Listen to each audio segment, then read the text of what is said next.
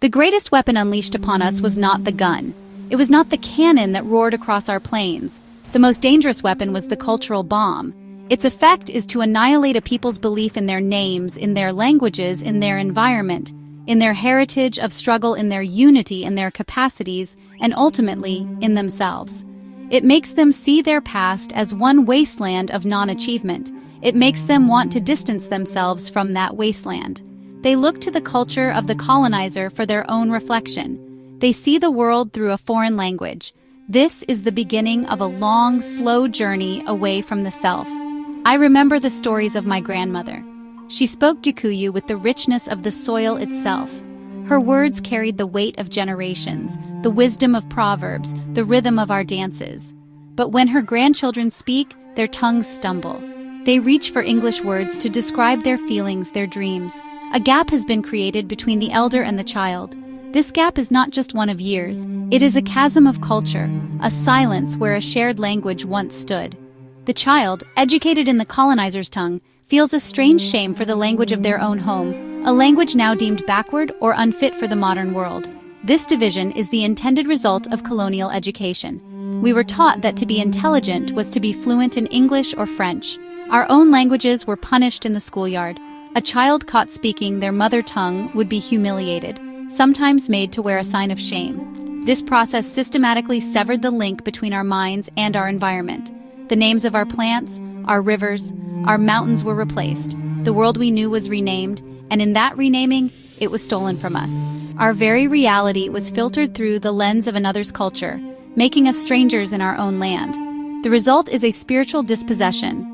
Losing a language is not like losing a key you can replace. It is the loss of the very house of your culture.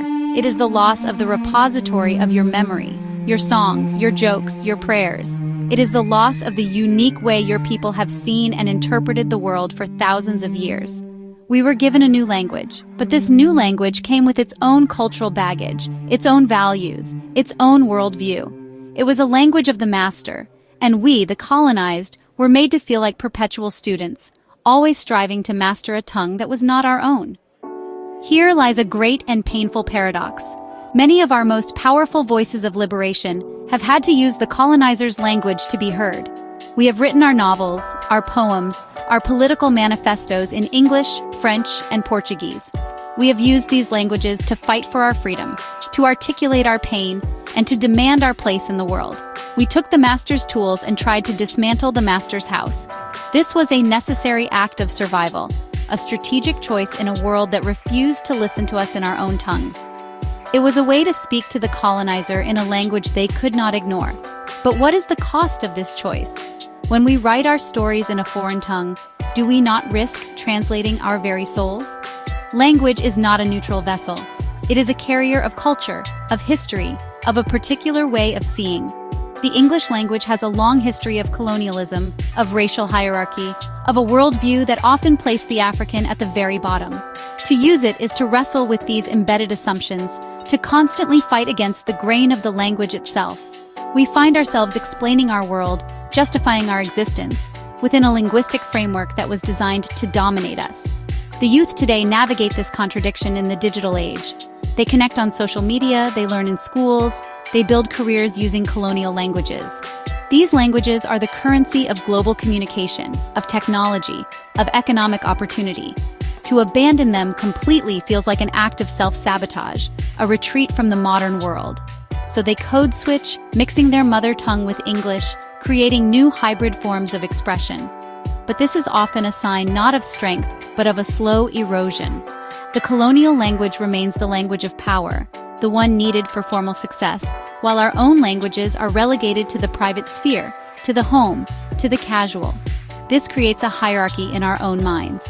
We begin to believe that serious thought, intellectual debate, and scientific discovery can only happen in these foreign languages.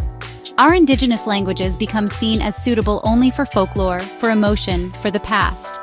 This is the final victory of the cultural bomb, when the colonized internalize the colonizer's worldview and police themselves.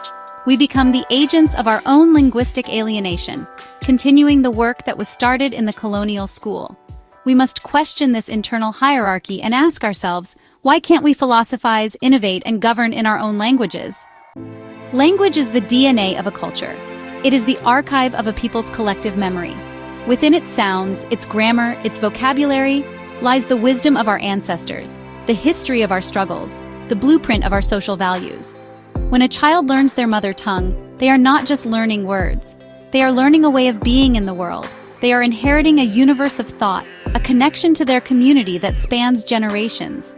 The proverbs of our languages teach us ethics, the stories teach us history, and the songs teach us how to celebrate and how to mourn. To lose this is to become culturally orphaned. The consequences of this loss are devastating and far-reaching. It creates a deep sense of dislocation and identity crisis. The young person who cannot speak with their grandmother feels a profound sense of shame and inadequacy. Communities that lose their language lose their social cohesion. The shared understanding that binds people together begins to fray. We lose the specific knowledge embedded in our languages, knowledge about local ecosystems, traditional medicine, and sustainable farming practices that have been passed down for centuries. This is not just a cultural loss, it is a practical loss that affects our ability to thrive in our own environments. The healing must begin now, and it must be deliberate. We must move our African languages from the periphery to the center. This starts in our schools. We need to make the study of our mother tongues compulsory, not optional. We must teach science, mathematics, and history in our own languages. This requires a massive effort to develop learning materials, to train teachers, and to create dictionaries and grammars. We must show our children that our languages are capable of expressing the most complex of modern ideas. They are not relics of the past. They are languages of the future. Beyond the classroom, we must flood our public spaces with our languages. Our media, our television, our radio, our newspapers must produce content in African languages. Our artists, our filmmakers, our musicians must be encouraged and funded to create in their mother tongues. Imagine novels, blockbuster films, and chart-topping songs in Yoruba, in isiZulu, in Kiswahili that are celebrated globally. We must make our languages fashionable, vibrant, and visible. We must make them the languages of creativity, of commerce, and of power. By doing so, we restore pride and value to what is ours, refusing to see ourselves through the eyes of others. The task of cultural recovery is not for governments or institutions alone. It is a collective responsibility. It is a conversation we must all join. I ask you, the reader, to think about your own role in this struggle. What can you do in your own life to revitalize your mother tongue? It can start simply. Make a conscious decision to speak your language with your children. Encourage your family members to use it in daily conversation. Seek out books, music, and films in your language. Support the artists and creators who are working to keep our cultures alive. Every word spoken in our own tongue is an act of resistance. We must also become storytellers. For too long, our stories have been told for us by others. They have been distorted, simplified, and used to justify our oppression. Now is the time to take back the narrative. We must write our own histories, sing our own songs, and define our own futures. This means valuing the stories of our elders, recording their wisdom before it is lost. It means creating new stories that reflect our contemporary realities, our hopes, and our challenges. We must tell the world who we are, in our own voices and on our own terms. This is the ultimate act of decolonization.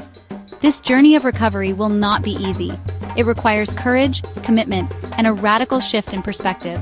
We must be willing to challenge the colonial mindset that still lingers within us, the mindset that tells us that foreign is better, that our own culture is inferior. We must decolonize our own minds. We must believe in the power and beauty of our own languages and traditions. We must see them not as obstacles to progress, but as the very foundation upon which a truly independent and self-assured future can be built. Our languages are not chains to the past. They are the keys to our future. Let us therefore begin the work. Let us begin the process of remembering what has been dismembered. The future of our continent depends on it. A people united by a shared culture, a shared language, and a shared understanding of their history is an unstoppable force. Let us move the center from the colonizing nations back to ourselves. Let us build a new world where every African child can grow up proud of their name, their language, and their heritage. This is our struggle, this is our duty, and this will be our victory. The story of Africa must be told by Africans.